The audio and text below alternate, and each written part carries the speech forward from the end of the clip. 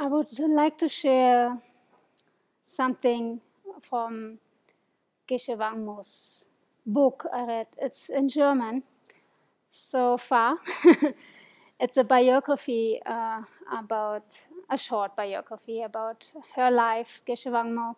For those who don't know, she is the first woman, nun, who received a Geshe degree in 2011. And she, on top of it, she's not a Tibetan, she's a German, she's a Westerner. And I don't want to go into detail of her biography. You can read it on Tricycle on the web. But I would like to share something about one short teaching that the author, Anna Siegel, was a journalist, a psychologist, and social scientist, shared and translated. And it's about self-hate. It caught my eyes. She gave that talk in Germany and Tibet House, Frankfurt. And I don't know about you, if you ever had an experience or still have experiences of self-hate. For me, definitely it comes up quite regularly. It's a strong habit, a strong perception for sure, that comes with a lot of attachment towards myself.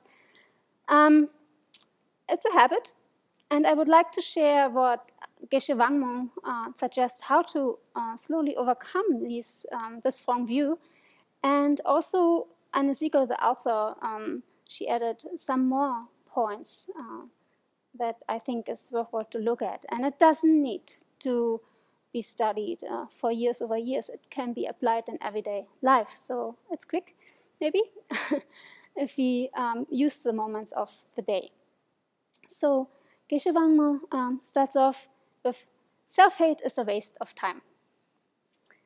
We know self-hate actually only in the West. Geshe Wangmo once translated for High Lama in North India a question from a gentleman, and she recognized that there was no word in Tibetan, and she followed up that there's no feeling for it either. So she continues, it also makes no sense at all. You concentrate on a negative point, and then it's inflated tenfold and more, until there's no room left in the head. You only feel bad and have no energy at all. Do you know that? I know it.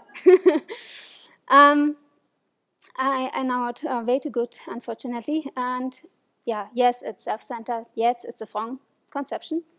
It's based on how we think, and that may be influenced how we have been conditioned and habituated ourselves with. So in regard to conditioning, maybe it's where we grew up, in which kind of society, which kind of family, what friends we have surrounded ourselves with, what kind of karmic conditions we brought into this life or set in this life. Maybe we had really challenging experiences too, traumatic experiences. Maybe we have been mobbed at school, And this can inflict in us a certain view that's not right. Maybe our parents said continuously, you're stupid, you are not worthy at all, continuously over years, and then the child kind of adopts this view of itself being stupid.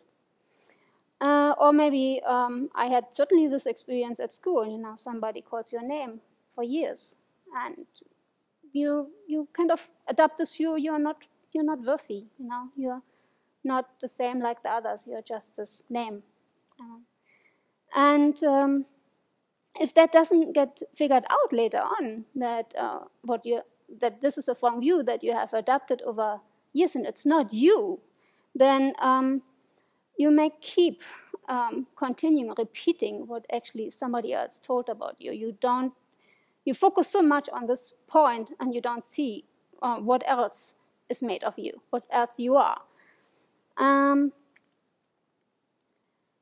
So maybe then we start to distract ourselves from these painful experiences. We have fear, we have worry, concerns, shame, and maybe we distract ourselves by looking for some pleasurable experiences, like Van Mashuni pointed out yesterday. Now, again and again, we're looking for a kick outside.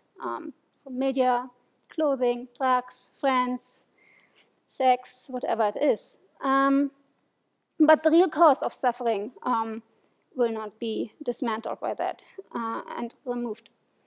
So we will feel empty within ourselves, unhappy, nervous, maybe lacking concentration, lacking mindfulness, and so forth.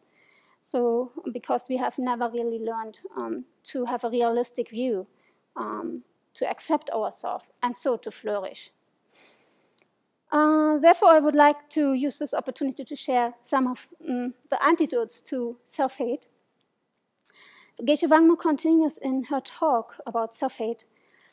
It is nothing but a deception, a wrong idea. One says, yes, I have a bad quality. This already means that I and the bad property or quality are not one. Also, the bad qualities are impermanent. And you can change them and overcome them. And we are not just having these bad qualities, we have more. Once you remember what good qualities you have, how hard it is to hate yourself. So she reminds us to remember our good qualities, what is one of the antidotes to this strong view upon ourselves. And she says that such thinking opens up a reservoir within ourselves. We start to see more. Our view is not just one side that we begin to understand. So as the Buddha said, we have a huge potential within us. Right? We have the Buddha nature. We have the capacity to become a Buddha. But since we see things as they appear and don't look closely enough, we don't take advantage of this potential within us. We don't see things how they really are. We don't have an understanding of the interconnectedness of dependent arising. And dependent arising is another antidote. And, but maybe that may be for some of us a little bit too much at that point. There are easier antidotes you can apply right now in the next moments. And one is that Anna Siegel, the author of the book, of the biography of Geshe Wangmo, pointed out, is to be thankful every day. Like Van Mashuni again yesterday in her motivation said, when you wake up, besides our 3 motivations, to also arise a thought of kindness, thinking about the kindness of others. The blankets, where does a blanket come from? The robes we are putting on, the tea we are drinking. And Anna Siegel, she recommends that we do it every day. Point out 5 things, where we see the kindness of others. And the next one is to be mindful. There may be thoughts coming up of anger, resentment, hostility, negative thoughts. And she said it's normal. And she said something I never heard, but she said that we have 70,000 thoughts per day. I don't know.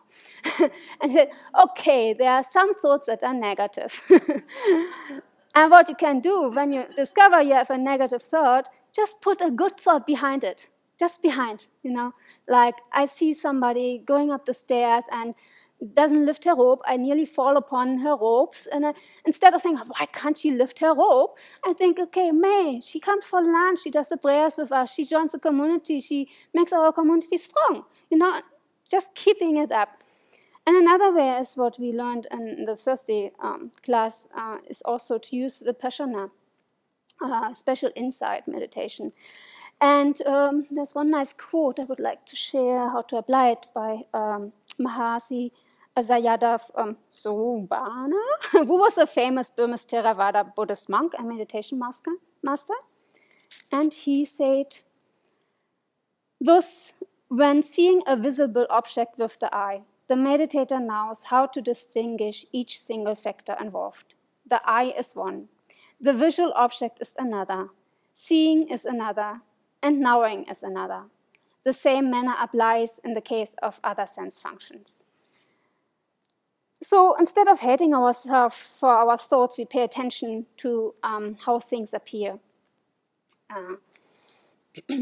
So we dismantle, we recognize that there's maybe no visible form there. Maybe it's just a thought. What's a mistaken consciousness? Then Next is wonder. So she recommends to close our eyes and for some moments, and then to open it, and then look, maybe we look in the sky, maybe we are up the hill, or maybe here in the dining room and I see a beautiful Buddha picture. And just to be astonished by that, just seeing the beauty of the picture, or just the bird in the sky, or the blueness of the sky, or the fresh air, or whatever perception we have that is kind of pure and without all these thoughts in between. And she says to remember at night, before we fall asleep, those moments. I have seen these beautiful birds today. I have seen these beautiful statues today. Just to bring the mind back in this positive state. Next one is rejoice. So again, maybe we have problems with jealousy. So again, we can close our eyes and bring a person to mind we are jealous of. Maybe this person has a quality we want to have ourselves, or something, an item we are jealous of that we don't have it. And we feel with the person how she feels or he feels that she's very happy that she has this or he has this item or quality. And we feel with it and enjoy the moments of that joy the other person has. And we rejoice in the other person's fortune. Then mantra for the day. So instead, just hoping that the day will go well, we do something for it. We have our 3 motivations. We don't want to harm anybody. We want to be of benefit. That's what she also recommends. May I be peaceful today. All my actions shall be of benefit. No, it could be in daily action, like, oh, maybe I see a moment where I could help somebody out. I saw when my lamps are just jumping in, she was early here, she helped the kitchen crew putting out the food. Just using the moments of being kind for some minutes, at least. And then also she added something, I will not judge anybody, woman I encounter today. So I will not judge. A very positive state of mind. And then the next one is forgiving, overcome anger. And here she recommends to bring a person to mind who did you harm or you have difficulties to forgive. So again, she recommends to sit for a moment and to do some deep breaths into your lower stomach and to bring this person to mind and maybe what harmful action this person did. And you can also put your hands to your heart and you say the name of the person, like myself, Gerhard, and you can say why you're doing it, why you're forgiving. And I say, because you have been in a lot of pain. And take your time and then rejoice in that you have been able to forgive. Then the next one is look back in a lovely manner. She recommends to think about maybe there's somebody in your life you haven't thanked this person for something. Write this person a letter. We don't need to send it. And thank him for his words or deeds. Now, I was thinking of a person for many years. Many years ago, he was supportive in me getting a job. I never thanked him properly. And so I will do that. And next one is a letter to yourself. Who do you like to be in 10 years? What advice would you give yourself with a loving manner? What did you want it ever to tell yourself? And how do you imagine yourself in 10 years? And then you can think a little bit more, whatever problem we have right now, is that important in 10 years as well? So next one is forgiving yourself. So maybe there's something you never forgave yourself for something you did. Forgive yourself for something you've done in the past and say 1 or 2 sentences to yourself. You can stand in front of a mirror and do it. And last but not least, but there are for sure many, many more, a well-meant view. So there's a person in front of you and maybe you have a bit of challenges with that person. And you can remind yourself that this person may have been your mother in your previous life. And how does this change the perception you have? Yeah. And then you can remind yourself too that your actions now, or my actions now, determine and what kind of family I will be reborn in my next life too. So, yeah, these are some antidotes to overcome these negative and wrong views of oneself, and there are more, of course, studying the Peninnah, rising emptiness, reflecting upon them and applying them in everyday life. Love, compassion, bodhicitta. But I think these are very practical. Our senses are active every day, and to use them in a positive way, I think that's very powerful.